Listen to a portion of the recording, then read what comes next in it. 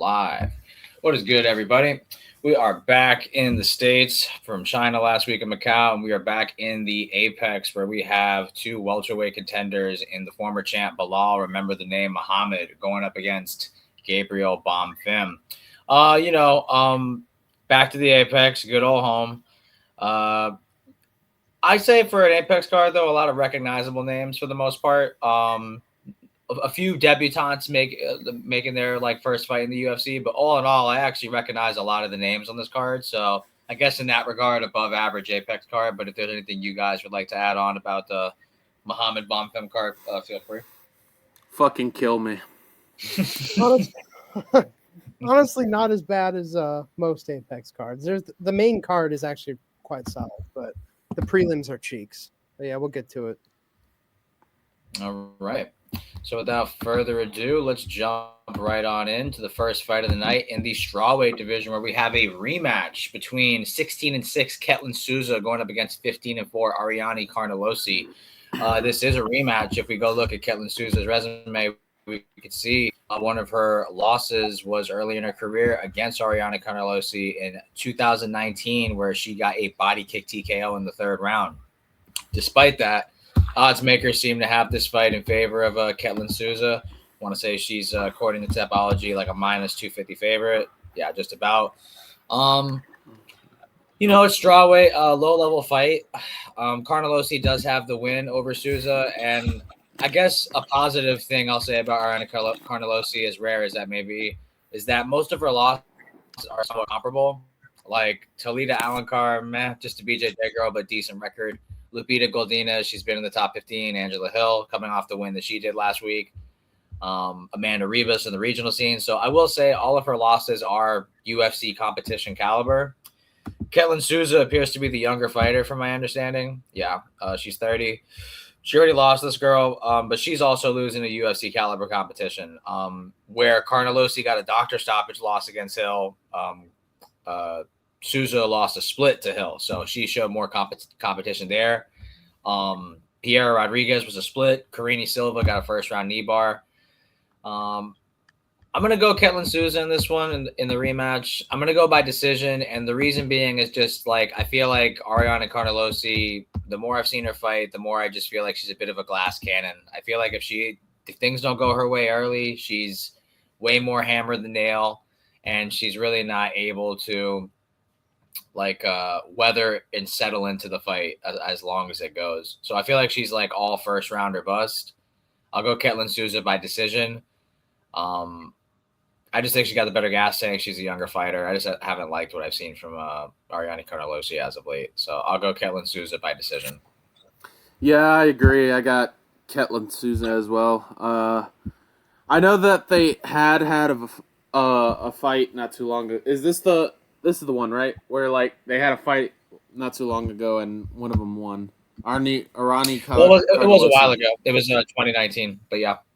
Yeah, it was a lot. Yeah, that was a leg kick. I think it was leg kick TKO or body kick TKO, third round. Body kick TKO. Yeah, I get this is kind of my whole criteria when it comes to women's MMA rematches. Normally, the girl that wins the first fight end up winning the rematch automatically, but I'm gonna go with Ketlin Souza still. Not too confident about it, but I think her wins are better. Crazy how it sounds. She slimed out. Yasmin Yargui. Yeah, she slimed out Yasmin Yargui. That was very depressing to watch. I'm not gonna lie to you. I like Yasmin Yargui. Well, I damn near thought she was damn near going to be a good contender in the making. Turns out that shit was fucking wrong. Bruna Brazil isn't a really good win, but look at all these wins that what's her name had. Look at all the wins that Ketlin Souza has right here. Yeah, Yasmin, Bruna Brazil, Marnik Man. Both fighters are 3-3 in the UFC, so one of them will go above 500. She has this was a DQ from Piera Rodriguez. Estela Nunes, meh. Na Liang, not bad for an Asian fighter, but yeah, overall, yeah. So All Yeah, right. I got Ketlin Souza by decision. I think it'll be a unanimous decision, probably 29-28. Women's masterclass. Yeah, Ariane Carlosi just isn't very good at this point. And when she came onto the scene, Angela Hill in her debut went on a bit of a win streak after that. But her biggest problem is she just really has no gas tank. She's like a finisher bust sort of fighter. Her last fight outside of the UFC was the body kick win against Ketlin Souza. But since then, Ketlin Souza's gotten into the UFC, beaten Yasmin Yargui, beat Bruna Bazil. I don't think Ketlin Souza's anything special either, but I don't think she's outright bad the way I do Carnelossi. I've picked Carnelossi, and the only time it went in my favor is when she got a fucking DQ win. Uh, and like I don't count that as a win. Like you were fucking losing. I just see her as somebody who's shit, to be honest. Piera Rodriguez isn't really that good, and she was dominating that fight before the DQ. And she should have continued. She just took advantage of an accidental headbutt or something. And yeah, I just really don't see Carnelossi as anything good. Getting smoked by Talita Alencar isn't a good look. I'll take, a split decision loss to Angela Hill and Piera Rodriguez over like having to get a DQ win against Piera Rodriguez and also losing to Angela Hill. So I'm gonna go Ketlin Souza. Could see a third round finish, but I'm gonna say decision just because women's. Clean sweep here in the opener as we go to the women's flyweight division where we have the UFC debut of, let's hope I don't botch this, Jesla Chavez, undefeated 6-0, going up against Unesi Duben, 6-1. What is that flag? I just want to get it right. Representing Venezuela. Jesla Chavez had a really good fight on the Contender Series. I actually nominated it for one of our last Fight of the Year awards. I nominated it as the best 3-round women's fight of the year. I thought the scrap that she had with Denegro, no, my bad, Sofia Montenegro. I thought that was a great fight, just back and forth war. It was a split, but very competitive fight. And Montenegro, from a technical aspect, I don't hate the idea that she may be better than Unesi Duben on the feet. As for Unesi Duben, she had a crazy upset in the Contender Series like a year or two ago, 2 years ago against Shannon Clark with an overhand right. She was like a plus 1,000 underdog or something stupid in that fight. And then I actually ended up picking her against Carly Judice because I wasn't too familiar of who Carly Judice was. And then she landed some good shots, but Carly ultimately weathered the storm and sniped her with a head kick in the first round. So she's 0-1 in the UFC. And now she's going against a UFC debutante. This is a really good fight. I do think Unesi Duben is dangerous in the first round. She has a lot of power in her shots, but if we look at her resume outside of the Shannon Clark win, I mean, look, you guys can see it: 0-0-0-0. Prior to the Shannon Clark win, she had not beaten someone with a win in their career.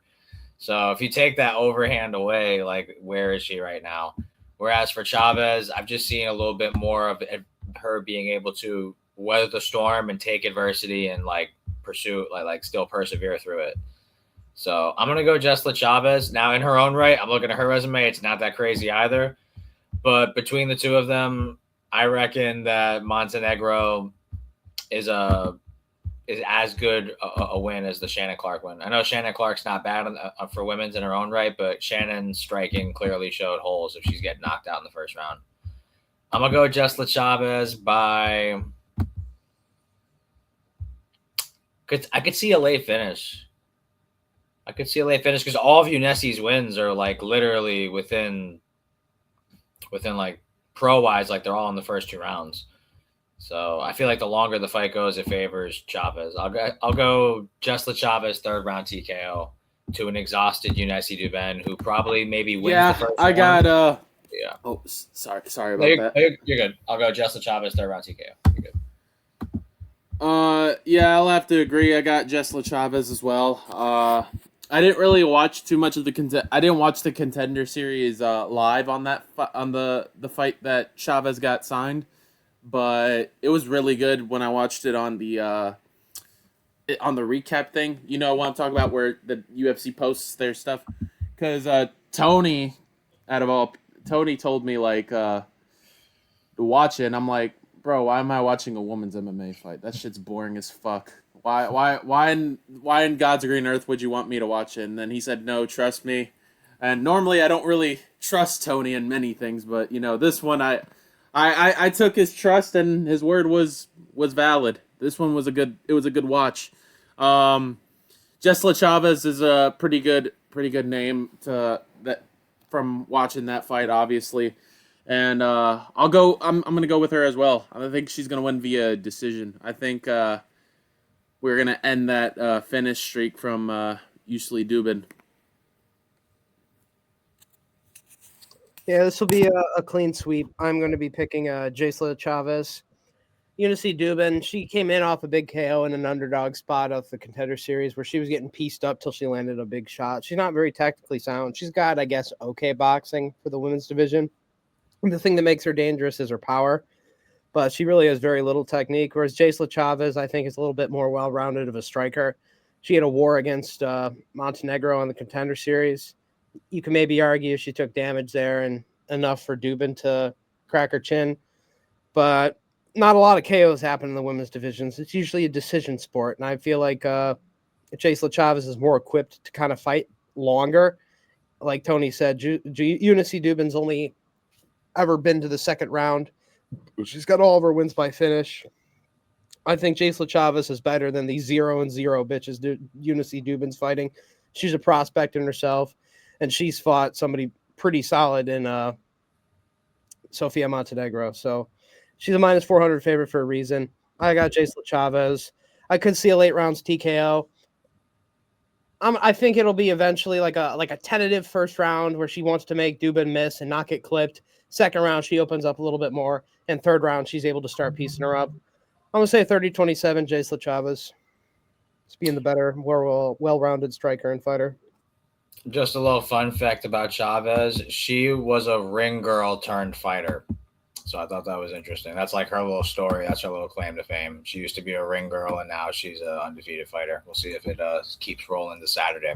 As we move on to the featherweight division, where we have, I hope this is right, the Monkey King, yeah, Jordan, the Monkey King Levitt, 13-3, going up against Joe Anderson Burrito, 18-5-1. This is, I could say like grappler striker matchup because Jordan Levitt's a prolifically a grappler. Burrito's got some subs, but he likes to do most of his work on the feet. So it has that dynamic, but there's a little bit more nuance to it. I feel like Burrito has some sub ability, but Jordan Levitt is going to want to get this fight to the mat. Jordan Levitt being a former lightweight, his transition to featherweight went smoothly. He was able to beat Yadier Duvall as a massive underdog, bust a lot of parlays. For what it's worth, Jordan Levitt in the UFC, I mean, it's an above 500 record, is it? Let me see, 6-3. And his losses are coming to Chase Hooper at lightweight, Patty Pimblett, Claudio Puelles. Puelles is the worst one of the bunch, but the other two are pretty good grapplers at 155, and they're not small. Now he's going up against Joe Anderson Burrito, who I definitely think is the better striker. Like, he has more knockout capabilities and things like that, but Jordan Levitt's pretty durable. Never been knocked out in his career. He's fought in the heavier weight class. It's a tough fight. Similar to his last fight where, like, people were saying, like, if Yadier doesn't win, he's not going to be allowed in Cuba. Like, they don't play with that stuff. Like, they don't like Jordan Levitt with his zesty ways. Like, if you lose to him, like, you don't get to come back to the country. Like, Joe Anderson Burrito is in that territory in this fight, I feel. Like, if he loses this, like, they're going to take his Brazilian card away, like, for real. I can see it. He is the favorite, but you look at some fights in his career, man, like the Bill Algeo fight, gross. The fucking Pat Sabatini fight, ugh. Like, if he didn't get a ninja choke, he was on his way to losing a decision against Jonathan Pierce. Like, it looked like Jonathan Pierce was able to do that for one more round, just like hold him up against the fence and stuff. His wins aren't even that good anymore, if you kind of look at it low key. Like, this is his claim to fame. These two wins back to back are big right now on the regional scene. Chepe Mariscal and Diego Lopez on the regional scene. But in the UFC, it's Andre Philly, Lucas Alexander, Weston Wilson. The Jack Chore fight was weird. I picked Isaac Thompson. I thought Isaac could have done enough to win that fight, but man, it's a tough fight. I want to pick Joe Anderson Brito. I do want to pick him. But Jordan Levitt, he's got good grappling. He's durable. Trains at a good gym. I do kind of think he's better than Bill Algeo. He's fought in a bigger weight class. Man, you know, can't believe I'm doing it, but I think this is the first time I'm ever going to pick Jordan Levitt in his UFC career as far as me doing these predictions. I think I actually am going to drink the Kool-Aid. I'm going to go Monkey King by decision where he's able, I wouldn't even rule out a submission. I wouldn't even rule it out. Let me see if Brito's ever been sub before. He's been sub once, but I'll go decision. I think he just wet blankets him. I think the size gap will present itself. He needed a ninja choke to get JSP. Chase Hooper and Patty Pimblett, I think, are a different level of BJJ to a Joe Anderson Brito. All of his stuff is like explosive guillotine, like front choke, like it's shit like that. I don't think there's any real setup to it. Unless Joe Anderson Brito just is like dominating on the feet, I feel like the grappling is going to be Levitt. So it really is a matter of what happens first. Does Brito become the first guy to knock out Levitt and crack him, which he's favored to, or does Levitt get the grappling going and use his physicality and frame to win the fight and wet blanket him? I'm going to go Jordan Levitt in the dog spot where he just wet blankets Joe Anderson Brito to a decision. Wouldn't even rule out a sub. I wouldn't even rule out a sub. I'm going to go Jordan Levitt by decision, though. Hate to do it. Yeah. Oh, man. Tough fight. I'm going to even oh man, I don't do I go for him? I guess I'm going to have to, man. I'm going to have to. I'm going to go with Jordan Levitt. It's painful to say. Honestly, it feels oh man. It feels gay to even say it, like damn near. Like it feels it feels fucking gay, dude. Like, oh man. But the thing is with Brito, bro, he's like a terrorist. He is like a terrorist. Like one day he'll look like a KO artist, the next day he'll look like a fucking terrorist. He'll get held down for 15 minutes. He might even get subbed. That William Gomez fight was shit, by the way. That's also why I'm picking Brito. Brito's just fucking horrible, man. It's I don't know. And to be honest with you, I haven't been a fan anymore. I kind of lost like respect and lost any like liking of him when he tried to injure one of his opponents during the face-offs. I forgot which one it was. I think it was William Gomez, if I'm not mistaken, where he like grabs the dude's shoulder and started yanking at it, trying to injure him. I didn't like him ever since then. But I don't like him. It's not. The only reason, but that's not the reason why I'm picking a gay man to beat you. Well, I'm not picking like that. That's just not the reason. It's just he fucking sucks. Oh man. Yeah, I'm gonna go with Jordan Levitt. Why not? He's coming off a good win against Jorgen De Castro. It was a gay win, honestly. Like he was just holding him down for 15 minutes, did nothing, and that's honestly how Joe Anderson Brito loses. But yeah, I'm gonna keep this short and sweet. I got Jordan Levitt, the Pride Month. Yeah, I am going to make this a clean sweep for an underdog on this card. I also am picking Jordan Levitt. I'm pretty surprised both of you guys were picking Jordan Levitt too. I thought I'd be alone on this shit, but yeah, I think Jordan Levitt will win. I think he looked good in his featherweight debut. I expected Yadier Del Val to have more resistance in the grappling. He has had good grappling moments in the UFC.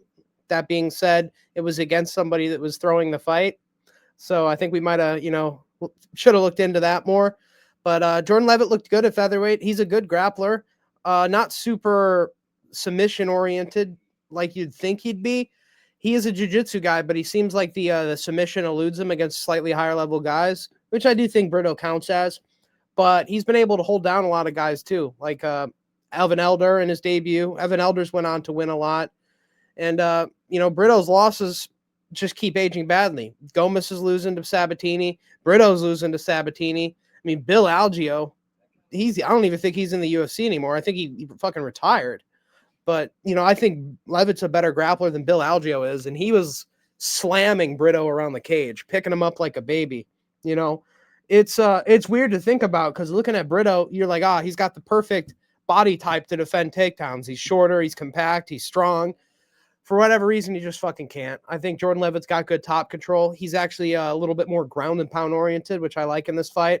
I think that could, potentially get him into a submission after pounding Brito. Pause. He probably does want to pound Brito, but yeah, unpause on that one for Jordan.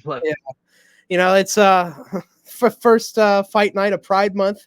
You got to have Jordan Levitt on there apparently. You know what? I just realized they're gonna have the gay trunks. You know what I mean? Like they have the fucking rainbow lettering in the trunks every June. Yeah.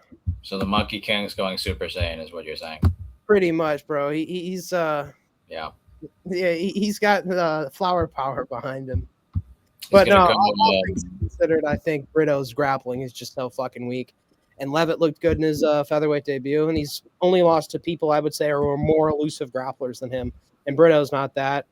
Brito's got to get a KO, and I honestly think Levitt's stand-up is improving. I like his Muay Thai clinch. He's good with the knees in it. And he's underrated, whereas I think Brito is overrated. So I'm going to go Jordan Levitt. I'm going to say a dominant decision, like 30-26, I'm going to say, with a 10-8 in there with some ground and pound. I think it'll be a dominant grappling. All right, as we make it a clean sweep. The sweeps train keeps on moving as we head on to the women's bantamweight division, where we have Chelsea Chandler 6-4 going up against the zombie girl Priscilla Cachoeira 13-8. Interesting fight here in the women's bantamweight division. Priscilla Cachoeira 5-8 in the UFC, 13-8 overall. For what it's worth, I mean, you look at who she's fought; it's a lot of killers. Claudia Segulia being the lowest ranked competition that she's faced, but still lost to her. Jocelyn Edwards, who's coming off the upset win over Norma Dumont, looks very good. Jasmine Desudavicius, I think, is a good fighter. Miranda Maverick is a name. Jillian Robertson's going to be fighting for the title soon in UFC Philly against Mackenzie Dern. Luana Carolina's a name. Molly McCann's a name. Valentina Shevchenko, we all know how good she is. All of her losses in her career are all pretty decent, and she came to the UFC relatively early in her career. She came undefeated, and her first fight was fucking Valentina Shevchenko, so I think that speaks to the level of competition she's faced. I think she's the better striker in this matchup. Going up against Chelsea Chandler, who has been knocked out before, but most of her losses come by decision. She's also faced high-level competition in the women's bantamweight division. They both have been TKO'd by Jocelyn Edwards. She fought Gianna Santos. She fought Norma Dumont. She fought, decent girls. It's a tough fight. I think Cachoeira is the better striker. I think Chelsea grappling, I make it a wash. Let me see what the odds are on this fight. This should be a pick'em fight. I imagine this is a pick'em fight. There should not be a sizable favorite on either side here. Let me see what this is. Chelsea Chandler and Priscilla Cachoeira. Yeah, pick'em. Makes sense. Tough fight. Man.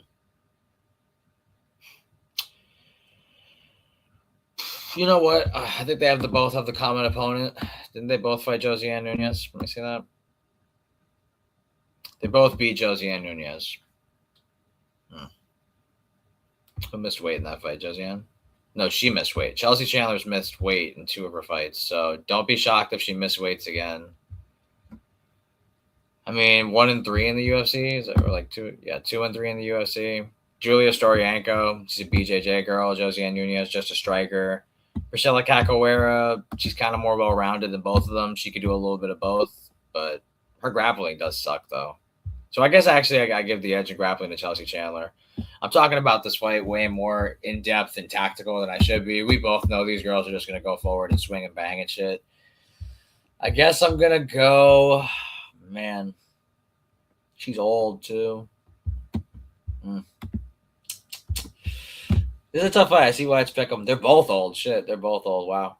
She's 35. I thought Chelsea was younger. Better grappler, Chelsea. Better striker, Priscilla. I'm going to go... Man, I'm gonna go Priscilla Capoeira. Wow, I'm actually gonna do it. I'm gonna go Priscilla Capoeira to be able to keep this fight on the feet, and if she does, I just feel like she's better than Chelsea Chandler. Maybe Chandler's more durable. She's been knocked out less in her career, but I mean, I just feel like the gap on the feet is pretty significant. So I'm gonna go Priscilla Capoeira by.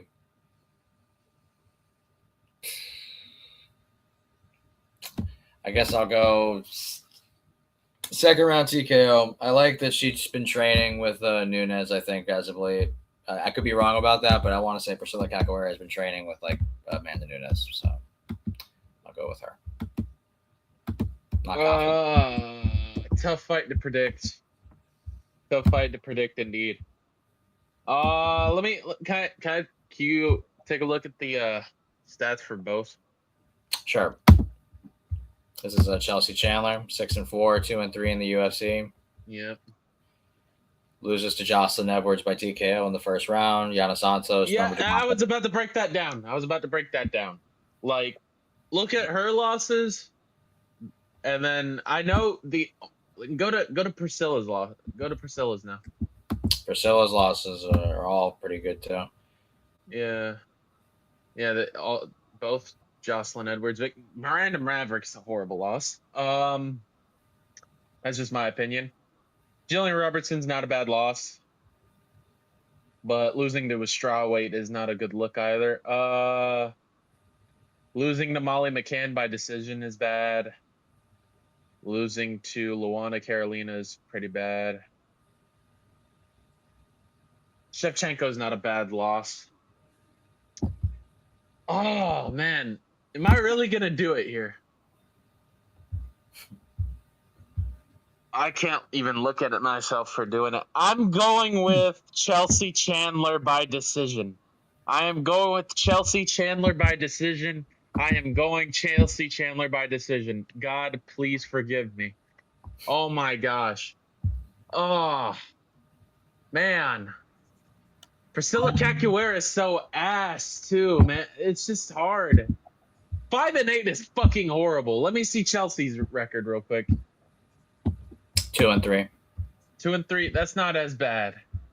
It's not that bad. Oh, man, that's fucking grody. 2 knockouts only? Yeah.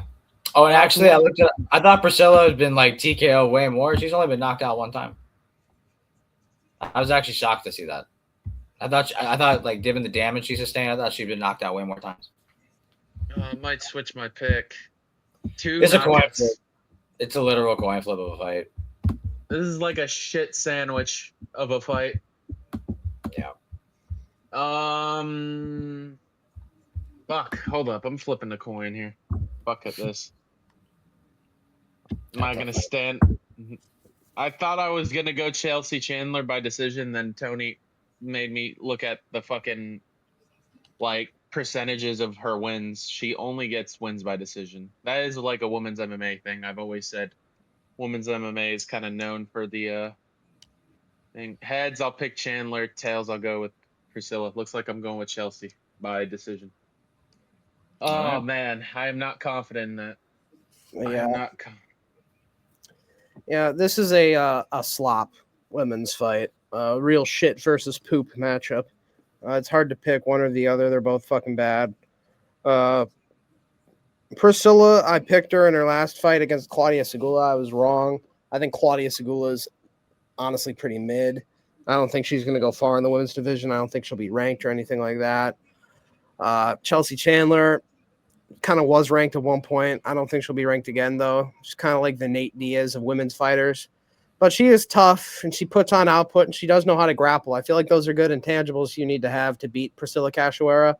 At this point, she's not really as fast or as powerful as she once was. She really needs like you to do something stupid, which Chelsea does stupid shit, like run headfirst into the cage. But I'm trusting on her blockhead to be able to take a lot of the shots, to mix in the grappling, and to just have the higher output, and to just be tough. At one point in her career, Priscilla was better, but I think she's just so fucking old. Chelsea Chandler's a little bit younger, tough, well-rounded, even though she's not good particularly anywhere.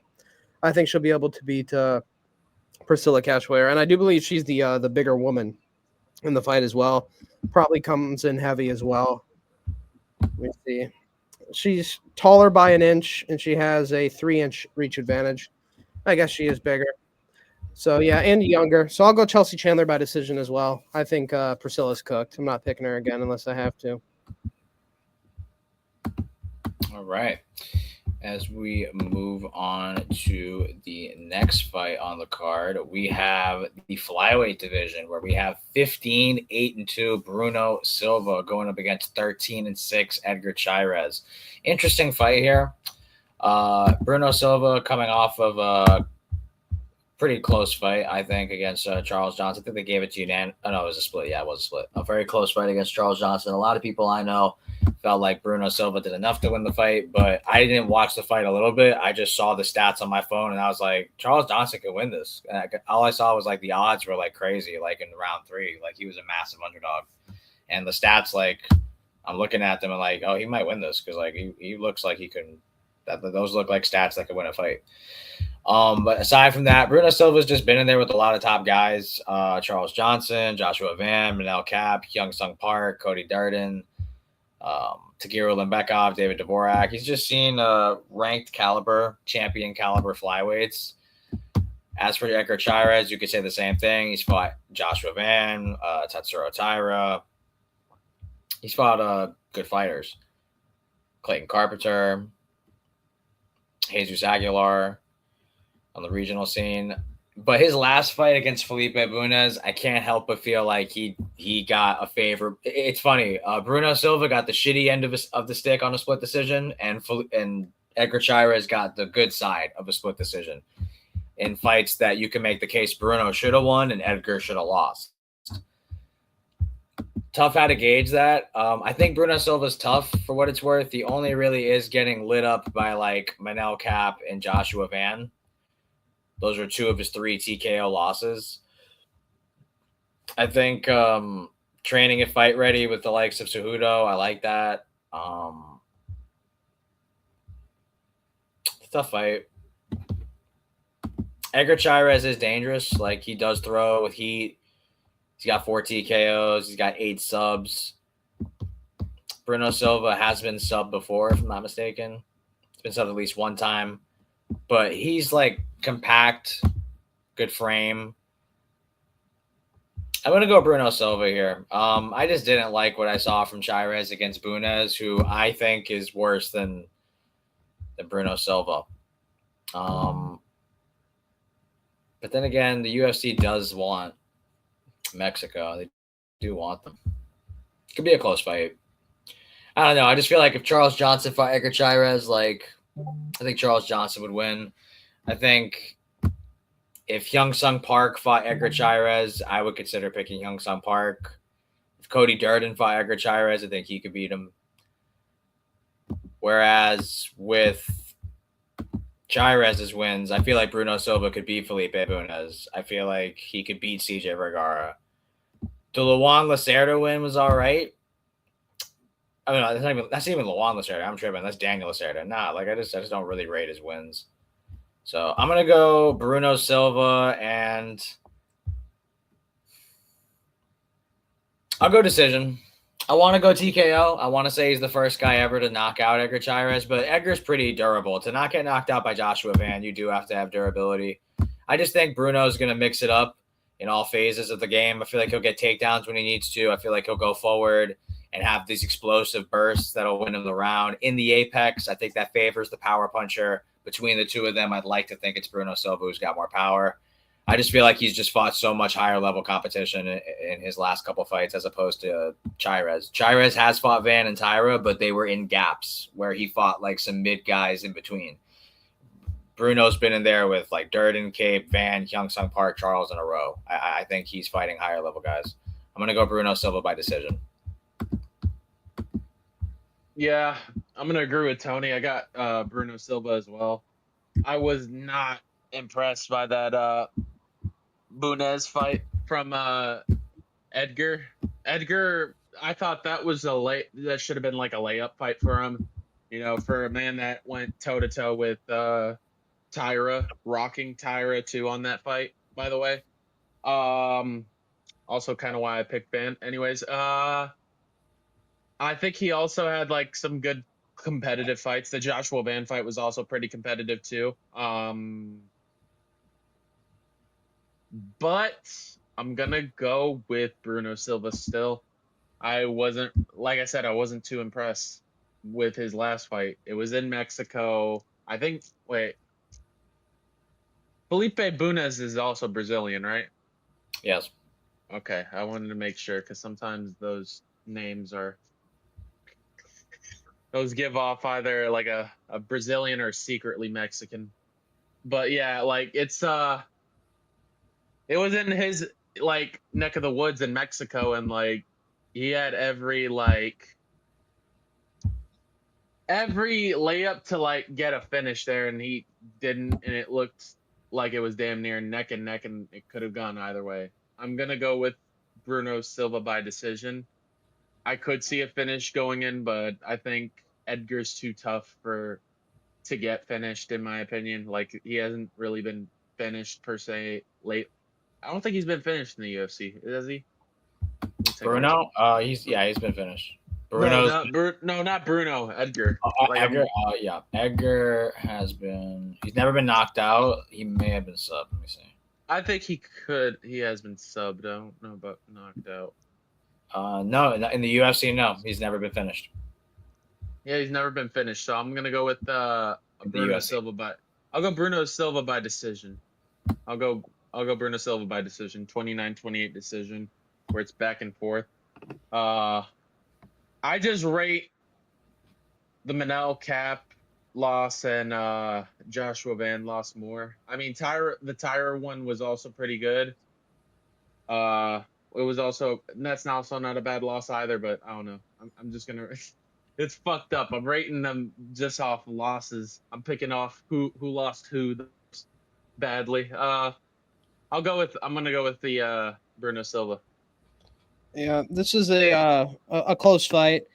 Edgar Shires, as far as his wins go, he doesn't have any really super good wins, but the thing that does the heavy lifting is the moments he has in some of his losses. He knocked down Joshua Van, he knocked down Tatsuro Taira. Stuff like that makes you think. I feel like he's a better boxer than he is. I feel like back then Van was very reckless and he left himself up to getting countered, and that's what happened in the Charles Johnson fight as well as the Shires fight, and he's since fixed that. And this was like an infant Tatsuro Taira that had zero striking whatsoever. So I don't think that's as good as we think. And I feel like it's kind of like the visuals is almost the opposite for Bruno Silva. You see him get fucked up by Van, get fucked up and styled on by Cop. But these guys were a better version than the versions of Tyra and Van that fought Shires. And, I might have picked Shires in another world where the Bunes fight didn't happen, but the Bunes fight happened. And I feel like they robbed Bunes for Shires. I feel like Bunes should have won that fight. And I really don't think Bunes is really all that good. He's got some kicks and that's it. And Shires really didn't push the pace at all, which is what I need to trust him to do in this fight. I need him to check the chin of Bruno. I feel like Bruno is just a more technical, more experienced, well-rounded fighter. I think he could out-wrestle Shires if he needed to. He's got good low kicks. He's got good technique in his boxing. Just compared to Van and Manel, he's not got very good boxing, which happens. Those are the top guys in the division. And honestly, I think it looks similar for Shires if he fought Van again or if he fought Manel. And I think Tyra would probably finish him if they fought again. It's just one of those things. I'm going to have to pick Bruno Silva here. I think he's got a good team around him. I have no idea where fucking Shires trains. Just some gym in probably Mexico. At best, it would be Entrum. And even then, I don't think that's that great of a gym. I like Bruno Silva. I'm going to pick him to win by decision. Shires is notoriously hard to finish, but I was seeing Jesus Aguilar finished him with a guillotine in round 5. Bruno Silva's got a good guillotine himself. Maybe he can make that work, but I think for all intents and purposes, it'll be a decision win. I'm going to say 29-28. I think it can be competitive with Shires winning a round. If it's close, maybe they do what they did in the Bunes fight and rob it for Shires again. Like Tony said, they do want the Mexican market, but I'm going to have to pick Bruno Silva. Decision, 29-28. Clean sweep as we move on to the men's bantamweight division, where we have Marcus McGee 10-2 going up against 10-4 John Giannis. Marcus McGee, the Maniac, coming off his lone UFC loss, he trains at the MMA lab with the likes of Mario Batista and Sean O'Malley and Kyler Phillips, amongst others. 4-1 in the UFC with wins over JP Buys, Gaston Bolaños. The Jonathan Martinez win is a good win, but even in that win, there was some moments of vulnerability that were found. And then he loses to the current champion, Piotr Jan. No shame in that. Now he goes up against John Giannis, who made his UFC debut, got the upset win over Jamie Siraj with a first-round finish. Prior to that, I'm sorry, he actually had his return to the UFC. He lost his UFC debut against Austin Bashi, where he got rear naked choked. My bad. In his UFC return, he got the upset. Yeah, I'm gonna go Marcus McGee. Coming off his first UFC loss, it's against the champ. No shame in that. Prior to that, his one lone loss was a submission loss in LFA in 2022 to 12-3 Rafael Dos Nascimento, who I do think is not a bad fighter. I think LFA is a good regional scene promotion. No shame in that. So his problem has been grappling and Piotr Jan. John Giannis is neither of those. He's a striker. He is coming off of a good win, but I think this is Marcus McGee showtime. I think he needs a good performance here, a good bounce back. A lot of people are questioning why he goes from fighting the champion to now on the prelims of an Apex event. It's a good question. I think he needs to show why that shouldn't happen again. I think John Giannis is closer to JP Buys and Gaston Bolaños than he is to Jonathan Martinez and Piotr Jan. So I'm going to be calling for, let's see what round John Giannis has been finished, if any. Let's see. Never been TKO. That's a good thing. He's been subbed twice. He's been subbed in the first round and the second round. Let's see if Marcus McGee has any subs. Let's just see. He's got one sub, so he's going to want to keep this fight on the feet. I'll go Marcus McGee by being the first person to get a TKO over John Giannis in the second round. I think he's going to start fast and early.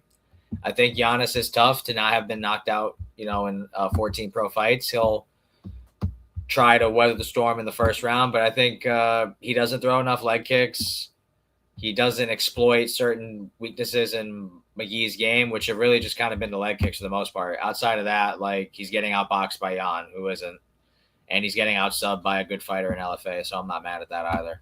I'll go second round TKO Marcus McGee in a statement win where hopefully he will not be on the prelims of another Apex event and he gets an actual, ranked caliber opponent. Yeah. All right. Yeah, I got Marcus McGee as well. Nothing really big to go about. I'm going to keep it short and simple. I think Marcus McGee is going to slime out John Giannis. That's not really else to say. Better fighter, better, more prep time. Even if there was more prep time for John Giannis, I think Marcus McGee can come back after just eating a whole plate of food or something. He'd still slime out John Giannis. I just think Marcus McGee's not that bad. And like Alex said, his last fight was against Piotr Jan, who's the champ, and that is not a horrible loss at all. If anything, bro was more competitive with Piotr Jan than Marab was. If we want to go controversial here. I got Marcus McGee though. I'll go second round TKO. Yeah, this is an easy prediction to make. I got Marcus McGee winning by KO in the second round. John Giannis is really just kind of a bottom level guy that's just coming into the UFC on short notice to fill in, or not into the UFC, but into this fight on short notice after Wicklax pulled out. I didn't think he was going to win against Jamie Siraj. I think we all picked Jamie Siraj. Little did we know Jamie Siraj just came off fighting like a fucking life-threatening condition, and John Giannis TKOs him. That happens. You sometimes you literally fight coughing babies instead of atomic bombs. But Marcus McGee is that atomic bomb. He's got great boxing. He boxed with Piotr Jan pretty competitively for 3 rounds, and I rate that very highly. Piotr Jan is one of, if not the best boxer in the UFC. maybe behind Ilya, but that's really where the list ends. Those are the top 2 boxers, in my opinion. And Marcus McGee struck with him. He's trained with O'Malley a lot too, another great striker. I think this is just, if he doesn't KO John Giannis, I would genuinely be surprised. John Giannis just is he came into the UFC with like a 9-4 record, 10-4 now, just kind of mid. Looking at him, lost to Austin Boshi. Austin Boshi's good, but I think he's still far behind the level of Marcus McGee. Good takedown defense for Marcus McGee too, in case John Giannis trying to like shoot a double leg or anything on him. I think it's just a matter of time in this fight before Marcus McGee sleeps him with something. I'm going to say John Giannis can be tough early. I think he took Gaston Bolaños to the second round after hurting him a couple times in the first, not rushing the finish. So I could see him doing a similar thing in this fight. I'm going to say second round, just boxing combos, takes his time and KOs him up against the fence. Hall of Fame slime out. Another clean sweep there as we head to the main card opener where we have undefeated Ivo Baraneski, 8-0, going up against Junior Tafa, 7-5. Ivo Baraneski, I'm donning his nickname's Rudy, but I think he's legendary Polish power now. I think he's taken the helm from Jan, and I know you can't say that until he's won a title like Jan has. Until proven otherwise, Jan's still probably the highest ranked Polish fighter in the UFC. He's just touched gold where other guys haven't, but I think this guy has the potential to be that next great Polak in the UFC. 27 years old, 6 foot, 73-inch reach, which isn't great intangibles for the light heavyweight division. He's very young. He's not the biggest guy, but in his pro career, he's the definition of a killer. Like, he throws caution to the wind, and it's just finishes, and they're all in the first round, whether they're subs or knockouts. First round armbar, first round TKO, first round. Just this guy gets in and out. And what's crazy is you would think, okay, he's 27, he's 8-0 as a pro. He throws caution to the wind. He's green, right? Well, guess again. He actually has a pretty extensive amateur career. He's got at least 10 to 15 plus amateur fights. All of his losses in the amateurs do seem to be by decision. This one just says a loss, so maybe it was a finish. But I think, in the pros, he's just straight to business. Like, he doesn't really give his opponent time to download information. Like, he's already in their face. As for his opponent, the juggernaut Junior Tafa, I do think Junior's the better of the two brothers. I think he's the more technical one. 7 TKOs, only been knocked out once, but does have a grappling problem as well as a leg kick defense problem. Doesn't really go the distance. He's 0-1 in his career in decisions. The one decision was against Muhammad Usman, who's very physical and has a cardio-based game at heavyweight. But his losses aren't bad, I suppose. This one's horrible. I take that back. This one's a really bad loss, especially after what we just saw in his last fight. Getting arm triangled by Tuco Tacos is bad. And this is a fight where Tafa was winning, and he found a way to fumble this. So, yeah, I'm going to enough of my yapping. You guys know where I'm going with this. I'm going to go Ivo Baraneski. Everyone's thinking KO. I think it's simple. Like, the blueprint's out there for the Tafas. Leg kick and grapple. I think Ivo Baraneski is going to get a sub here. Billy Elicana got in the second. Tuco Tacos got in the second. I think Ivo's grappling is more on a level of a Walter Walker, where he could get it in the first. I'm calling for a first-round submission for Ivo Baraneski, where it's just like the second he gets that first takedown, he's already passing guard into a transition where he's going to get a sub. Walter got a heel hook. Tuco got an arm triangle. Billy got a rear naked choke. I'm going to go... I'll go first round arm triangle, where Ivo just takes him down, passes guard, and that's that. I think Evo's the truth. Yeah. I got Ivo Bernetsky sliming out Junior Tafa. Wait, is it? He's fighting Junior Tafa, right? Okay, yeah, he is. Okay, I wanted to make sure. Junior Tafa's just fucking AIDS, bro. He's ass. He's pure ass. Tony went with first round arm triangle. That's a pretty good one. I'm gonna go with first round KO. I think he's just gonna slime him out. I know Samoans and stuff like that are pretty tough and stuff, but Justin Taffa just got slimed out by Taliesin Teixeira not too long ago. Well, it's just I think those Tafa's chins are done for. And I think Iwo Berneski isn't gonna pull a Taliesin Teixeira where he knocks out the Tafa brother and ends up sucking. He's actually gonna do good. I actually do like Iwo Berneski. Undefeated fighter, all knockouts. Bro's just phenomenal to watch. I think he's gonna show people why Tony calls him the Polish power the new Polish power for a reason. I think he's a phenomenal talent. I hope he does good in the future. And honestly, he's my future prospect in the making, man. Well, he's already a prospect. My future, contender in the making. Good fight. Should be a barn burner for as long as it lasts. I hear Tony's prediction about Ivo Baranevsky getting a sub.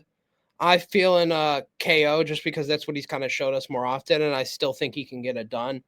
The Tafas are okay on the feet. They're dangerous, but I still don't think they're very good. And they've proven they can lose on the feet to other guys before. Billy Elikana dropped him and subbed him. I do think Baranevsky is going to want to strike. If he's, a little tentative about some of the strikes Tafa's throwing, he could go to that. I'm going to pick KO just because I feel like that's his bread and butter. That's what he likes to go to more. That from what we've seen in the UFC. I think Tafa's just, he's not very good. We know this. He should get smoked by Baranevsky, whichever way Baranevsky decides to do it. And I'm expecting finish in the first round, maybe the second, but no doubt I think Ivo Baranevsky, like Mike said, he's a prospect to look out for. He's really he's young too. He's really going to make a splash in this light heavyweight division. New Polish power. I mean, if Poland had guys like this back in 1945, maybe the Germans wouldn't have invaded, but they have him now. Ivo Baranevsky's in the UFC, not the border of Poland and Germany in 1930. It was 39 or 38. My bad. Got to get my years right. But yeah, born too early to defend Poland, born just in time to be a UFC light heavyweight contender. Let's go. Yeah, first round KO, Baranevsky. All right, as we move on to a catchweight bout in the flyweight division between Matt Schnell, 17-10, going up against Alessandro Costa, 15-5.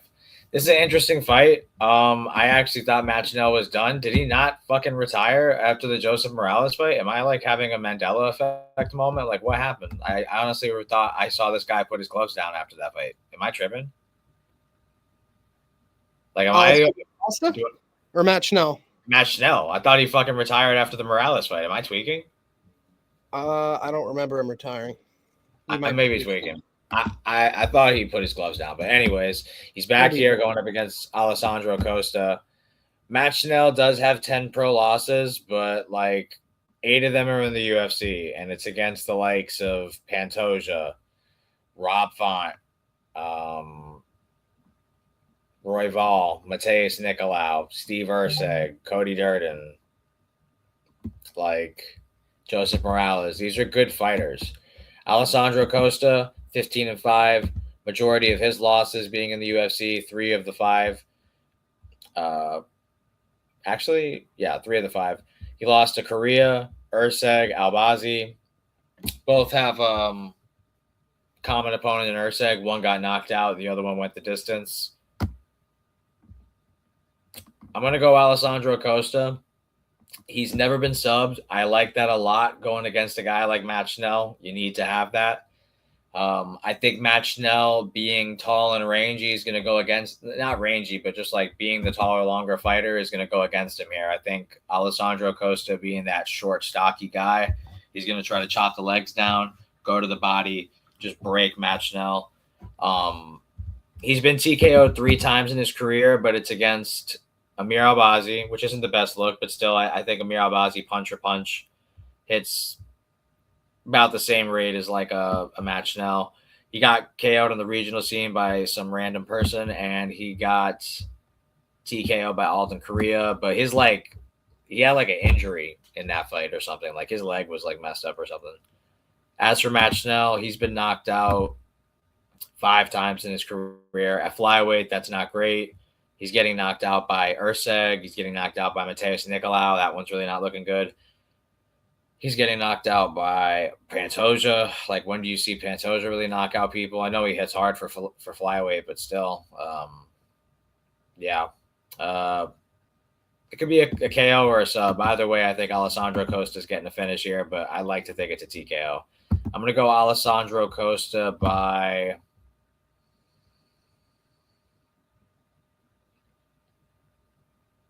low-key want to go first. I low-key kind of want to go first. Let me see. I'll go second round TKO. I'll give Matt Schnell a little respect, I guess. But early second round TKO, Alessandro Costa. Yeah, I got Alessandro Costa. Nothing really to discuss about. Matt Schnell's gonna get fucking murdered again. What else is new, America? Matt Schnell's gonna fucking die on live television again. Just the difference is it's on Paramount this time. Or did he already? No, he didn't fight on fucking Paramount. Yeah, nothing to say here. Alessandro Costa is gonna murder him. No disrespect towards Matt Schnell. I know I said so much shit about him, but like nothing. Not really shocked. Not. It's nothing really surprisingly is gonna happen here. Not gonna make any controversial breakdowns or don't need to break anything down about it. I got. I'll go. Do I go first or second? I'll go second round KO. I'll be a little more respectful after all the shit I've been saying so far, but I do think he will die in this fight. Yeah, Matt Schnell in the UFC still, not retired, chinny as ever. Alessandro Costa's not very good in his own right, but he does have a big power behind his hands. And I just think Matt Schnell is cooked at this point. You put a guy in there with power, he's bound to clip him and chin him at some point. He hasn't won a fight in a long time, it feels like. I really don't know when the last time he won was. Was it fucking what's it called? Sumu Darji all the way back in the day? Is that the last time he won? Jimmy Flick, huh? Yeah, that's like not a win to be proud of, though, to be honest. You should finish that. Yeah, I got Alessandro Costa first round slime out. I think he knows. He trains with a decent gym. I think they'll tell him, like, hey, this dude, just go at him. And if he does, he should win. Matt Schnell's got some, like, decent shrimpy man's boxing, but no real power behind it. I can't remember the last time he really hurt somebody. It's probably the Sumudarji fight. And I just think, we're far from that. Chinny as fuck, not physical. Alessandro Costa's going to walk in there and fucking chin him easy first round. Some sort of punch. Alessandro Costa, first round KO. Yeah, I'm gonna actually edit it to first round. The more that I just like he's gonna chop the legs, body shots. Like, yeah, like I'm gonna go first. I'll be bold. Fuck it. As we move on to the next fight in the bantamweight division between 18-3 Bryce Thug Nasty Mitchell going up against 8-0 Santiago Border Boy Luna. Really fun fight in the bantamweight division. If I'm not mistaken, this was the original bout. It was supposed to be Bryce Mitchell versus Victor Henry. In some ways, you could think it's a tougher matchup than this one in terms of the veteran experience and the anti-grappling of a Victor Henry, maybe in that regard. But I actually think this is the more challenging matchup for Bryce Mitchell. I think Santiago Luna is far more dangerous than the likes of a Victor Henry. But going into the matchup, this will be the toughest opponent Santiago Luna would have faced in his career. 8-0, but still very green.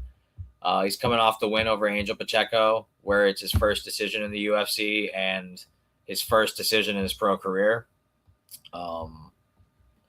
Outside of that, he does have a nice win over a Magomed Baduyev, who was 6-1 at the time, now 6-2.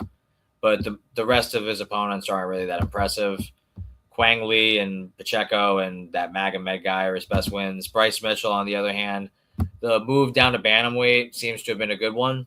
In the featherweight division, he fought a lot of guys. 9-3 in the UFC overall, with his only 3 losses coming to Gene Silva, Josh Emmett, and Ilya Topuria. I mean, a lot of guys lose to all those guys. Has a decision win on the regional scene at Chepe Mariscal. I rate that. beat Tyler Diamond. This guy's not a bad fighter despite his 14-4 record. That's not a bad win on the Ultimate Fighter at all.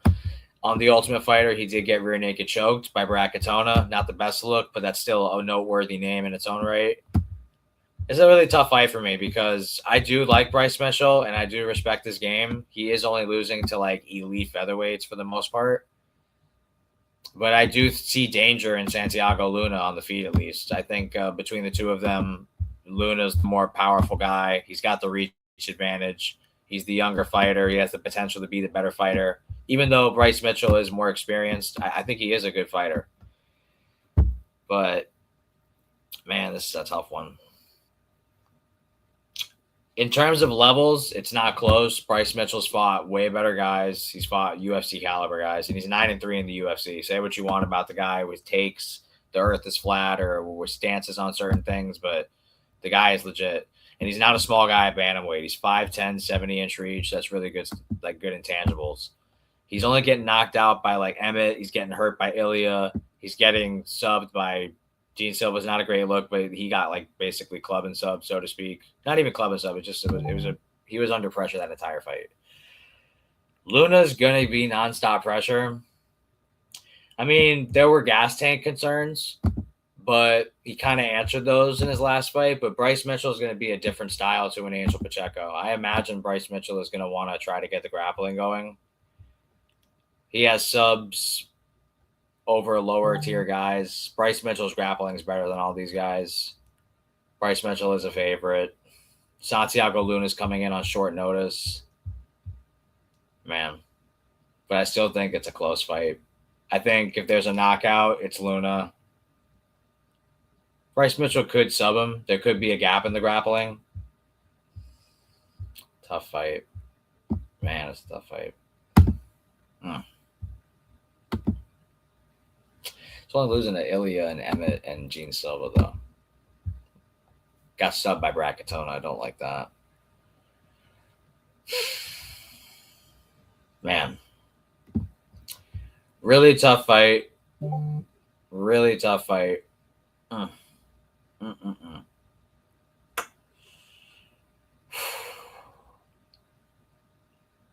I like Bryce Mitchell. I do. But if he doesn't grapple and he plays on the feet, I am concerned for him. Even though he has fought the likes of Edson Barboza, Ilya Emmett, and Dan Ige, and he's only been able to get knocked out really like by one guy. He got hurt by Ilya, but who doesn't? This is a levels fight, and it is on short notice, and he has the advantage there, and he's been to decisions more. I want to see that. How many decisions has Bryce Mitchell been to? He's been to 8. He's fighting featherweights, and he's not getting knocked out. Came down to bantamweight. He's a big guy. Santiago Luna's a big guy. I'm talking way more than I should, but that's how tough of a fight I really think this is. I think if it was Victor Henry, he would have beat him easily, but this is a tough fight for me.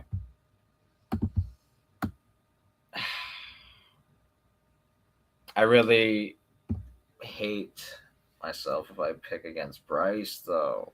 Oh, man, I'm taking too long. I'm going to go Bryce Mitchell by decision, reluctantly. I think he's going to have to cling on for dear life. I think he's going to have to get takedowns. He can play a little bit on the feet, but in that first round, I think it's going to be very sweaty. I think Santiago Luna could definitely chin him. Or he could pull a panic takedown off of hurting him and then get a sub that way. Bryce Mitchell's only losing to good guys, though. Noteworthy name. Santiago Luna, for the most part, hasn't really fought anybody. And there was danger in the Quang Lee fight. He showed that he can go the distance against Angel Pacheco, but I don't think he's fought a high-paced grappling type of fight like Bryce Mitchell is going to try to give him. I am scared. I'm not that confident in this pick. Oh, my God. Nah, you know what? Nah. In MMA, you got to go with your gut. I took too long for this breakdown. I'm scared. I'm going to go with it. I think Santiago Luna is going to actually chin Bryce Mitchell. I know it's really stupid to say that, and he's the better fighter, but in MMA, you got to go with your gut, and I just can't help but feel like this is a harder fight than Victor Henry was going to be. So I'm going to go Santiago Luna by first round club and sub. I think he's going to hurt Bryce Mitchell on the feet. Bryce is going to shoot a panic takedown, and it's going to lead to him getting subbed. I think it's going to look like he's going to be able to get out of it, but he's going to tap ultimately. I'm going to go with a first round club and sub for Santiago Luna. But if he doesn't get the finish in the first round, Bryce Mitchell should take over. I took way too long for that. I apologize. For all, man, I'm going with Bryce Mitchell. Mainly because at first I was going to go with Santiago Luna as well, but Alex told me to rewatch one of I think it was one of his recent fights. Alex is probably going to break it down about it in a minute. I think it was his last fight, if I'm not mistaken. He looked like fucking dog shit in that fight. I'm not going to lie to you.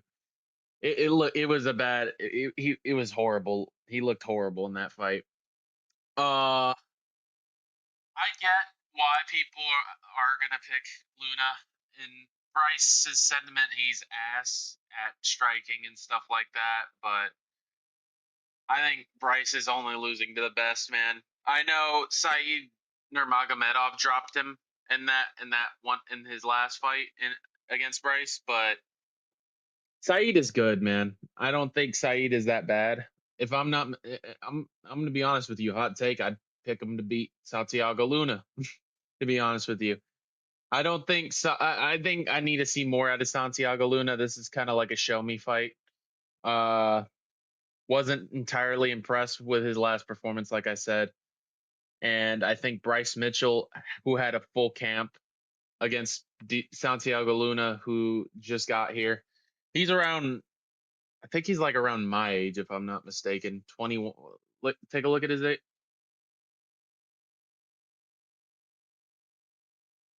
Oh, I'm older. I'm older by like a few months, but you know, I just don't see him beating. I just don't see him beating him in like a short notice type of fight. I think Bryce is too good to be humiliated like that. Even though he has been humiliated before, but they're against good names, man. Ilya Taporia. As much as I hate him with a passion, Gene Silva is a good fighter. A couple other people or two. Yeah, I'm gonna go with Bryce Mitchell here by a decision.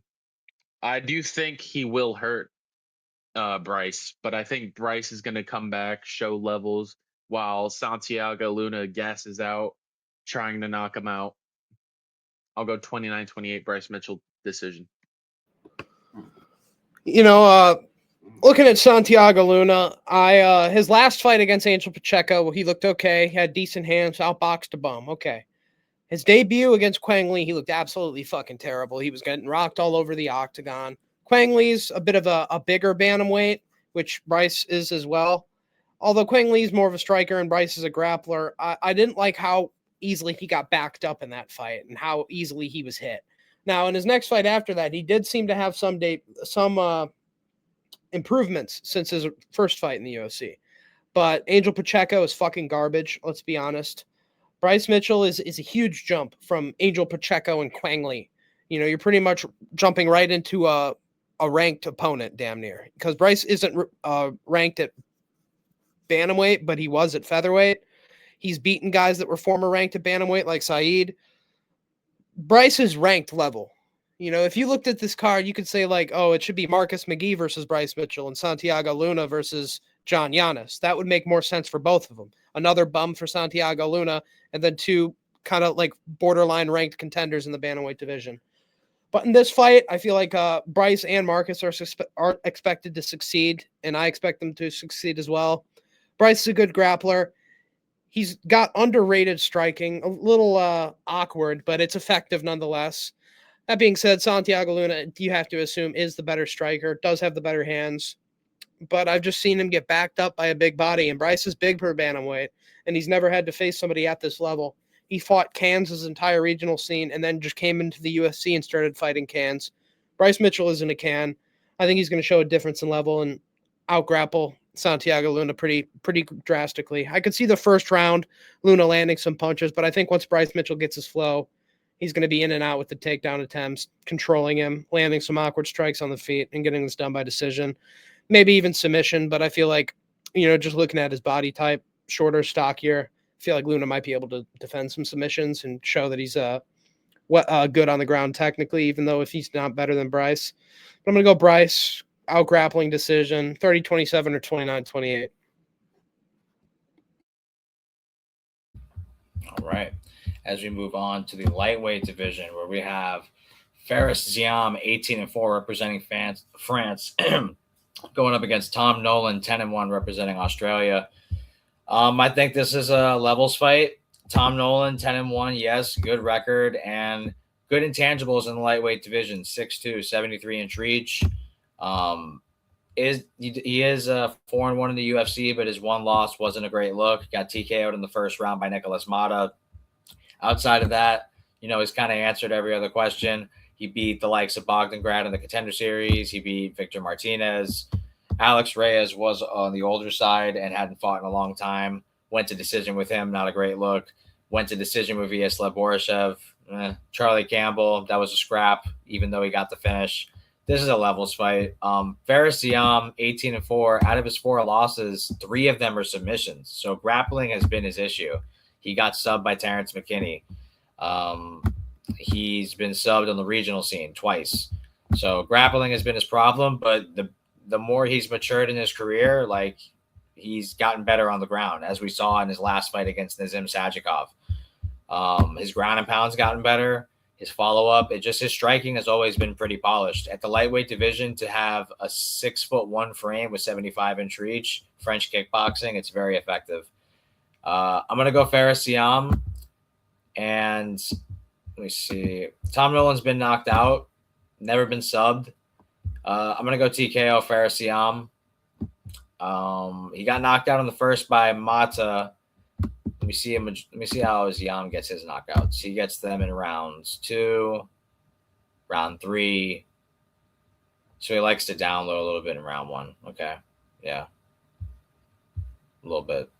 In the regional scene, he had a lot of finishes before he came to the UFC. And a lot of people thought he was a decisionator, but the more he's matured, like he's really been able to find these finishes as of late. So I'm going to go with Faris Ziam by...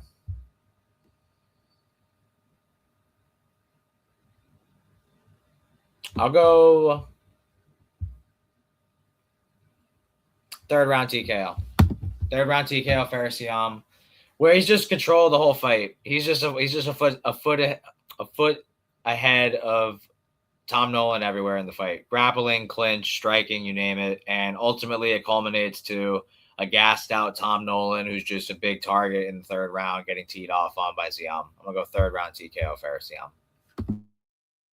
Yeah, I got Faris Ziam as well. I think Faris Ziam is really good. I know his last loss was Terrence McKinney, if I'm not mistaken. That is not a actually. I'm not gonna say that's a horrible loss, but that is not the best loss. But ever since he lost that fight, he has ended up having pretty decent performances. Beat Jai Herbert, not a bad win. Michael Figlak, all right. Claudio Puelas, meh. Matt Frivola, meh. Mike Davis is not a bad. Not Mike Davis is not a bad win. I think it's a really good win. I think when Mike Davis is fighting, he doesn't fight like how his mentality is. His mentality is, I don't feel like fighting as much. I'm gonna go stream on Twitch or Kick, whatever he does nowadays. But Mike Davis is not a bad fighter. He's a really good fighter when he's fighting. So and Nazim Sajikov, that's a really good win too.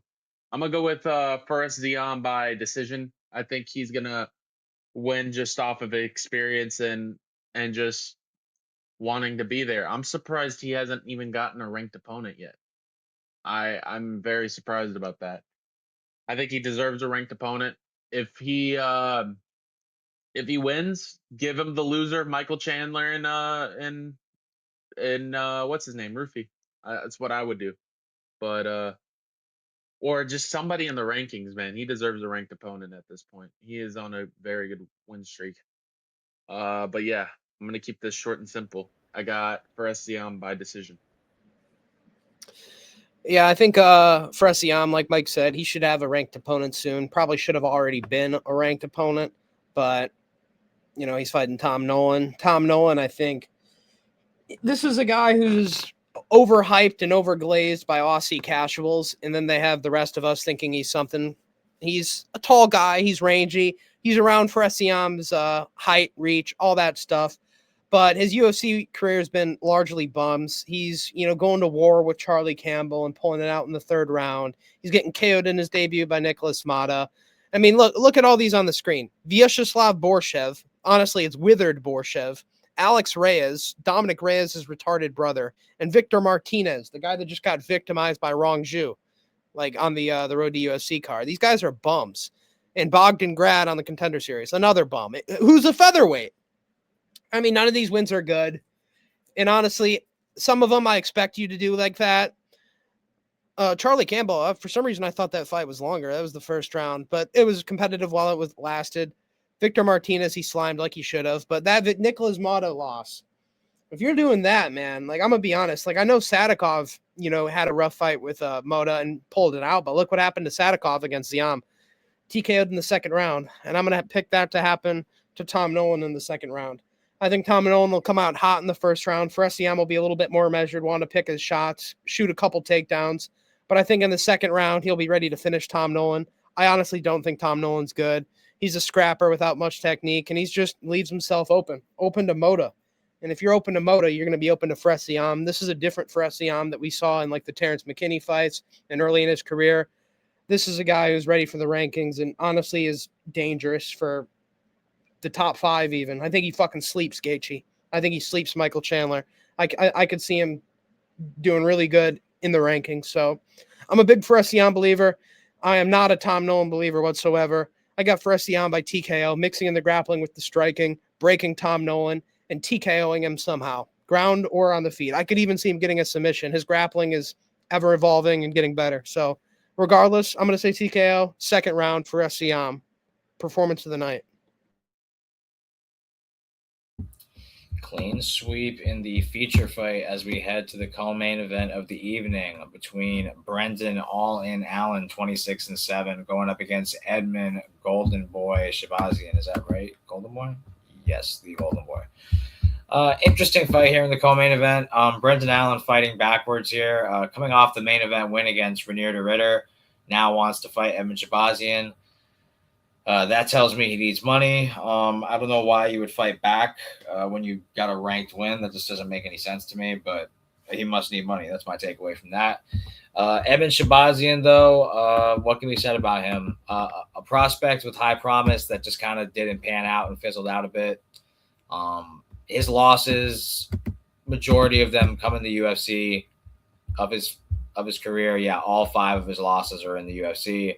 He's losing to Derek Brunson. He's losing to Jack Hermanson. He's losing to Nasruddin Imavov, Anthony Hernandez, and Gerald Mearshart. The common theme we see throughout the duration of those losses is mainly grappling. Derek Brunson, I didn't watch the Jack Hermanson fight, but I'm going to assume grappling was a factor there. Anthony Hernandez got a ground and pound TKO victory in the third, so I imagine he was able to grapple a little bit. Gerald Mearshart, I saw that fight. Edmund fumbled an early finish and then turned that into a second round sub loss. So he's just a guy who's like had promise, had potential, but it just hasn't panned out. He's still relatively young, if I'm not mistaken, 28 years old. Crazy. Having the 21 pro fights in the middleweight division, that's still pretty young. Now he goes up against Brendan Allen, who is a good grappler, definitely has the grappling advantage in this matchup. 30 years old, a lot of pro fights, former LFA middleweight champion, if I'm not mistaken, trains at a good gym. He used to train at Killcliff. Now it still says he does, but I know he's done work with Bilal Muhammad in Chicago, I believe. 14-4 in the UFC with losses coming to Anthony Hernandez, Nasruddin Imavov, Sean Strickland, and Chris Curtis. Who 2 of those guys do train with Edmund. So if any of them have the blueprint, it would be them. I want to. Does Eric Anders train at Extreme Couture too? I'll lose my mind if he trains there too. I was about to say he trains at Fight Ready. But yeah, Brendan Allen's a better grappler. He's fought as of late the better competition. He's got a lot more experience than Edmund. Edmund's got 21 pro fights. Brendan's got 30 plus. Brendan's only been knocked out by Chris Curtis and Sean Strickland, who for MMA standards are good boxers. And he's only been subbed one time in his career, and it was against probably someone on the regional scene, I imagine. Yeah, Trevin Giles on the regional scene. How about that? I really want Edmund to win. I really do. We don't like Brendan Allen on this podcast for obvious reasons, but just too many advantages are in favor of Brendan in this matchup. Barring an early knockout, he just has the grappling advantage. He's not a small middleweight. He's got 30 plus pro fights. He's only been knocked out twice. Edmund does not age well into the fight, and in his win streak he's been on, the one that I don't like is this one. I don't like that he's not able to finish Andre Petroski in 2025. I just watched Cody Brundage put down Andre Petroski after losing the first round. You're telling me Edmund can't spark Andre Petroski? That's just bad, man.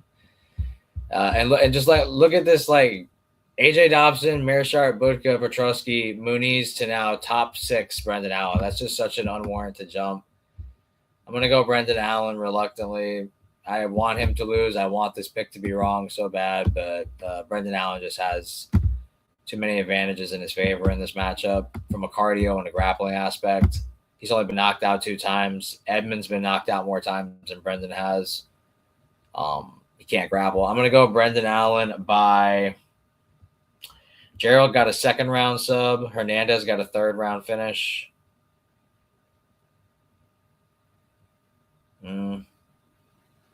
Brunson got a 3rd round finish. I guess I'll go 2nd round sub Brendan Allen after a sweaty first round where it looks like Edmund's got a chance, but Brendan's able to recover. He's able to stay safe, and then ultimately gets the takedowns in the 2nd round to an exhausted Edmund Shabazian where he's able to secure the submission. I'm going to go 2nd round sub Brendan Allen.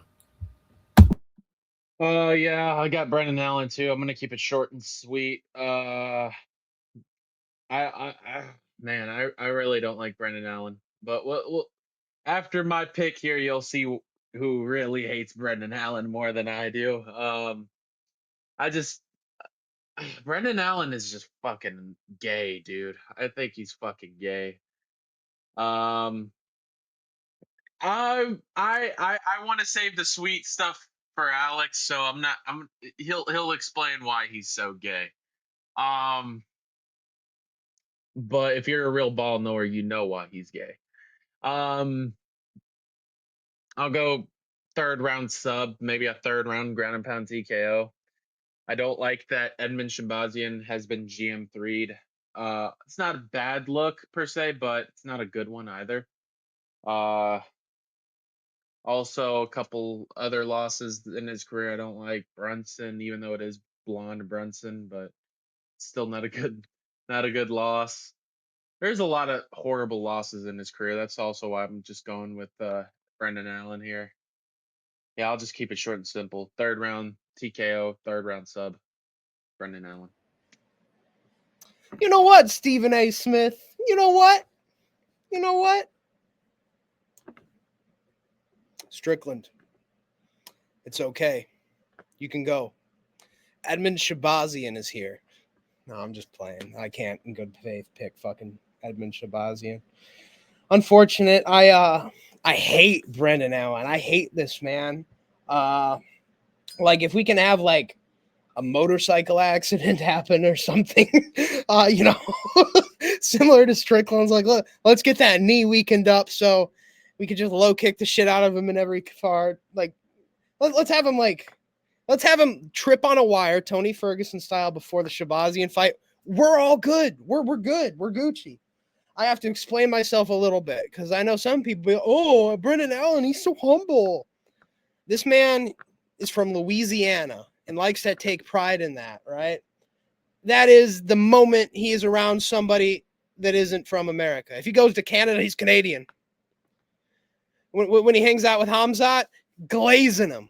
When he's hanging out with Shavkat, glazing him. Shavkat gives him a hat. Probably some shit his like fucking sister wiped his cooch on. He's just like, here, brother, take it. You wear this. I laugh at you when you wear it. He's like, this is such a great gift. I'm gonna wear it all the time. Brendan Allen, just the king of pandering. I'm gonna be honest. There's just so much to hate about him. Motherfuckers fighting at like fucking 1 a.m. in the morning. Hey, little girl, that is my daughter. I love you. Thanks for watching me. Bitch, she's asleep. If you're a good parent and if your wife's a good parent, your daughter's asleep. She ain't watching violence. You know what I mean? She's 2. That bitch watching Coco Melon. She doesn't even know what you do for a job. You know what I mean? You know, I know where this is going. I know where the arc ends. His daughter's going to grow up a little bit. She's going to get, 8, 9, 10. She's going to have a little bit better understanding about what dad does for a living. I'm inviting my daughter out to watch me fight. And he's going to get fucking murdered. He's going to get TKO'd and there's going to be blood everywhere. And his kids are going to be traumatized for life. This is where this ends. I am so against fucking children watching MMA, especially if it's watching their parents do MMA. I don't care if you watch MMA and you're a kid. I did. You know what I mean? But if you're a fighter and you bring your daughter or son out to watch, you're a bad person, straight up. You're fucking scarring your child for life. Like, even if they like understand fighting and all that, they're still watching their parent fucking take blows to the head. And I mean, if you get fucked up, like, I remember there was one fight on the Contender Series. His like daughter's like crying loudly and screaming for her dad the whole time. It was like hard to listen to. And he wasn't even like getting fucked up that bad. He was just getting out grappled. But like, I mean, yeah, it's just corny. He wants to be seen as this. He wants to be seen as that. Oh, look at me. I'm a good parent. I'm saying hi to my child on the TV screen of the UFC at 1 a.m. Oh, she's definitely seeing it. I'm not pandering. You know what I mean? Look at me. I'm glazing Hamzat, glazing Shavkat, so I get a better fan base. Look at me. I'm so cool. I'm so multicultural, guys. This motherfucker's the PC principal of the fucking UFC. I hate Brendan Allen. He hates Strickland, although he cleared shit up with Strickland and was like cool with him. But now he's training with Hamzat and just decides to switch up again. You know, he got TKO'd by Strickland. Good loss. But honestly, you should fuck up Jacob Malkoun more, to be honest. There's certain fights he could have done more. I thought Chris Curtis won the second fight too. But, Chris Curtis is okay. He's got power. I don't think Shabazian has the anti-grappling of a Chris Curtis. Unfortunately, I have to pick Brendan Allen. I'm going to say submission. Second round. I think Shabazian can survive a little bit, but I think Brendan Allen's going to go right after him. It's going to be corny as fuck. He's going to call out Strickland on the mic. I'm the best middleweight on earth. Motherfucker, you're like Imavov's fleshlight, Strickland's fleshlight. You're going to be whoever you fight next fleshlight after Shabazian. You were Hamzat's fleshlight in training. I hate him. But he's going to win. Shabazian has problems with grapplers, as Tony said. Every fight he's lost, he's gotten out grappled. Imavov, Hermanson, Brunson, fucking GM3 at this point. Yeah, rough. Brendan Allen, second round, arm triangle or guillotine or rear naked or something. I don't care. Just a submission. Brendan Allen, second round. Clean sweep as we move on to the main event of the evening between the former welterweight champion of the world, Belal, remember the name, Muhammad, 24-5, going up against Gabriel, I want to say it's El Fenomeno, something like that. No, I am tripping. Marietta Bonfim. Well, Alvarez. Yeah, I'm thinking of him. Yeah, I'm tweaking. Former champ going up against surging contender. Bit of a levels fight, in my opinion, to be blunt. Yes, Gabriel Bonfim is 6-1 in the UFC. He does only have the one loss to Nicholas Dalby, who's not a bad fighter, but nonetheless, it is a loss. Outside of that, he's pretty much done his job. Looked good in the Contender Series with the win over Trey Waters. He was the champ in LFA in the welterweight division, won a title fight. Beat Trevin Giles, beat Munir Laziz, all by finish. Ange Lusa by decision, who's a technical fighter. Chaos Williams was the first guy to sub him in his career. Had the split decision at Wonderboy, which I actually thought Wonderboy won. And then he got the finish over Randy Brown. As for Belal Muhammad, I think he's just fought better competition. He's gone against the likes of Ian Machado Gary, Jack Della Maddalena, Gilbert Burns when he was good, Leon Edwards, Sean Brady, Vicente Luque. I want to say he was Sean Brady's first like UFC loss in his career. I want to say. Um, Wonder Boy, he beat Wonder Boy more better than Bonfim did, and I thought he fought a better Wonder Boy too. Bilal beat Damian Maya. Yeah, he's just fought better guys in my opinion. Jeff Neal, Vicente Luque as well. Randy Brown as well. He beat Randy Brown back in the day too. I think for to beat Bilal Muhammad, like he's lost 4 decisions, but it's against JDM, Ian Gary, Prime Jeff Neal, and Alan Jubain in his UFC debut. Now, there's a theory I have of Bilal Muhammad. If you go look at him when he fought Alan Jubain in his UFC debut, and you look at him now, for one, physically, you would not think he's 37 years old, from a physicality standpoint. I am assuming that he is on good vitamins, but for good reason. Like you look at him early in his career compared to now, even as an older fighter, like he's in very good shape. Oh, he beat Chris Curtis too on the regional scene. That's funny. Yeah, like this guy is a minute winner. He knows how to turn nothing into scoring. He does not have good finishing rate, but he is 15-5 in the UFC, and he's only losing to champion caliber fighters and high level rank contenders. He's been knocked out 1 time by Prime Vicente Luque. Never been subbed. You could make the argument that he hasn't fought high level grapplers, but I think Sean Brady's a good grappler. Couldn't get him down. Damian Maya attempted multiple takedowns. Couldn't get him down. Gilbert Burns didn't really get the grappling going in their fight. Yeah, I feel like he's fought high level guys striking and grappling. Bonfim, I just simply can't ignore the Dalby fight. I feel like Bilal Muhammad could do those things. The only thing I guess I'll say that Bilal is maybe he doesn't throw clinch knees at the same ferociousness or same pace that a Dalby does. But I think for a grappling base, Bilal Muhammad's an above average striker. He's got a good body roundhouse. He's got good output. I'm going to go Bilal Muhammad. And, initially, I was going to go decision. Initially. This will be, at least to my knowledge, the first time in Bonfim's career he's gone 5. But I could be wrong because that was that welterweight title fight, I think, was 5 rounds in LFA. Let me see that. It was scheduled for 5, but he went in the first round. So he really hasn't been in a 5-round fight in his career still. He is a prolific finisher. He has 13 subs and 19 wins and 4 TKOs. He's only been the decision 2 times in his career. But I have a very hot take about this fight. I think Bilal Muhammad is going to get his first UFC TKO in his career this weekend. He TKO'd Sean Brady.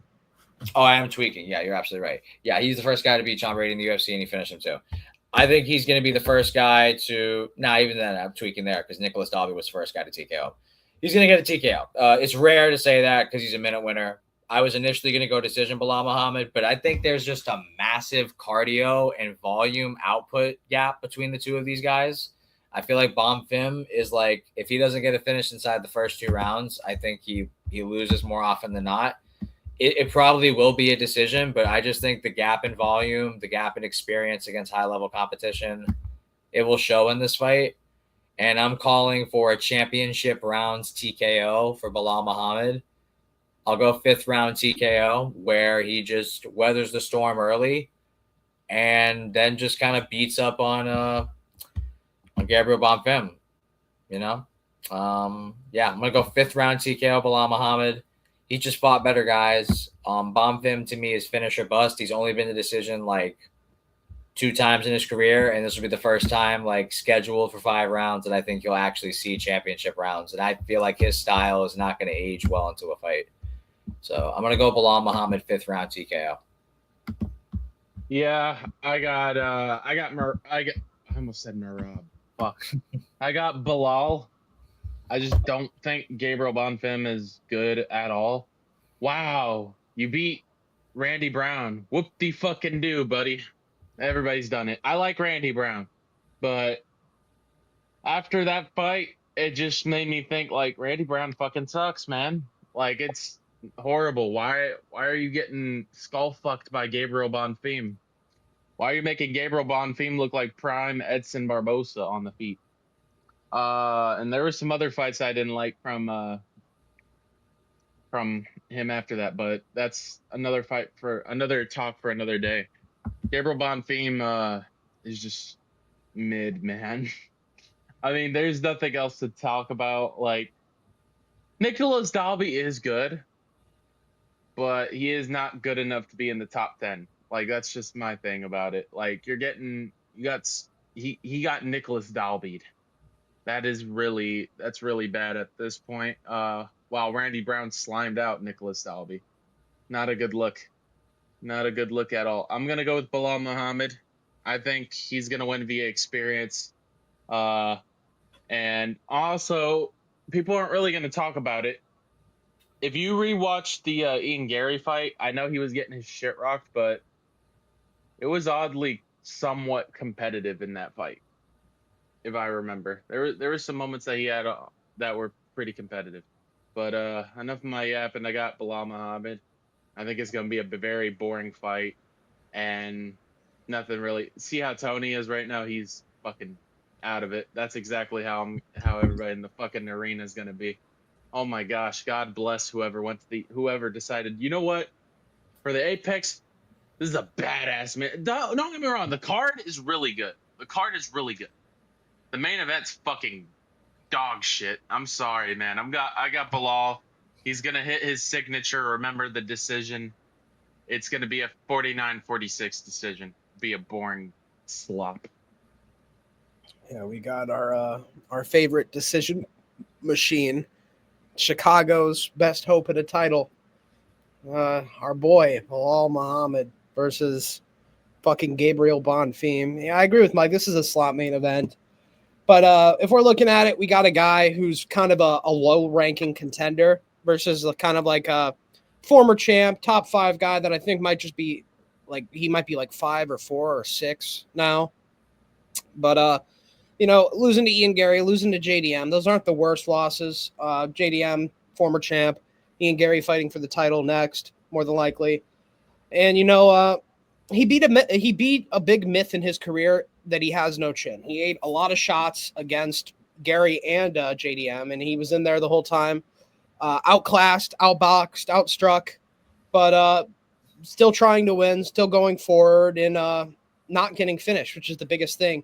I don't think Gabriel Bonfim is a better striker than JDM or Ian Gary.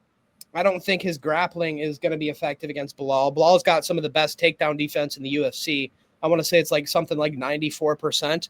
Very good. At one point, it was 100. Super good takedown defense. But looking at Bonfim's takedown defense, I want to say it was something like 74, 76, which is pretty good in itself. But if you look at the specific fights, it isn't so good. And I'll explain why. Apparently, and I don't remember this, according to the stats, Wonder Boy shot 2 takedowns on Bonfim and got them both stuffed. So that is a part of his takedown defense record, along with a lot of the other cans. However, he had one fight against Angelusa where Angelusa took him down 4 times. And I think if Angelusa can take you down, Bilal can definitely take you down. The Dalby fight's another one to look forward to. He broke him with his pace. It's a little bit different than the way Bilal fights, just because he tries to break you on the feet. It's more of a striking pace he sets and mixes in the grappling, whereas Bilal is the opposite. It's a grappling pace and he mixes in the striking. At range, I expect the body kick of doom for Bilal, some jabs, kind of back it up at range, looking for the body kick, jab, low kicks, just staying at range so Bonfim can't hit him with any big strike. I do think the clinch in particular is dangerous for Bilal in this fight. I've seen Bonfim do good in the clinch. He gets guillotines out of the clinch. He hurts people with knees and elbows in the clinch. Maybe he could go for the leg kick again on Bilal, but I think Bilal isn't going to be, so heavy on the front foot leaning in like Randy Brown is. We think of Randy Brown as this footwork guy and this elusive striker, but he's more or less a boxer, and he's very heavy on the front foot. He likes to fight on the front foot, whereas Bilal likes to fight on the back foot, which is interesting because you have Randy Brown's range, but he's almost always moving forward in his fights. Ball likes to move back when he's striking, forward when he's shooting the takedowns. And I think he's going to be able to kind of break him as the fight goes. This is a guy we've seen gas out, like in the Dalby fight. Never been 5 rounds. I could see him having some success in round 1, using the striking, knees to the body, low kicks, that type of stuff. But I think Bilal's eventually going to get the takedowns if Angelusa can, and he'll eventually just start breaking him on the ground. And, like Tony said, he fought a better version of Wonder Boy. People forget, man, he pretty much 10-8'd Wonder Boy in the first round and almost TKO'd him on the ground. If Wonder Boy was any less tough, he would have been finished. And, one thing we know about Bonfim is he's not very tough. And I think if he gets put in that position, he'll get TKO'd. It's hard to pick Bilal by TKO. He's known as the decision merchant. If you want to be a little bit safer, I would say Bilal by decision. But I won't lie. This is a fight where Bilal can very easily win by TKO as well. It's a perfect style matchup for him. It's weird that they're giving Bonfim like this jump in the rankings and opportunities to get into the rankings. I feel like he's really not an exciting prospect. He's not very good either. But here he is in his second fight night main event. I got Bilal, former champ, experience, and just that wrestling is going to be the biggest thing in this fight that separates him from Bonfim. Bonfim's just not very good. And I think Bilal could get a TKO. I think I'm going to lean on the side of the decision just because it's Bilal. But style-wise, this is a fight where he could get 10-8s or, get a finish in the later rounds. Potentially even a more exciting Bilal fight, but that remains to be seen. I'm going to go Bilal Muhammad, 49-46, 50-45, maybe even a 10-8 in there. I'm going to go Bilal Muhammad by dominated, lopsided decision. I believe that'll do it for our UFC Bonfim versus Muhammad predictions. Thank you, everybody, for coming in and watching. We have UFC White House bingo card we're releasing soon. It might even already be released, but keep a lookout for that. And yeah, we'll have the content rolling soon for you guys again. Peace.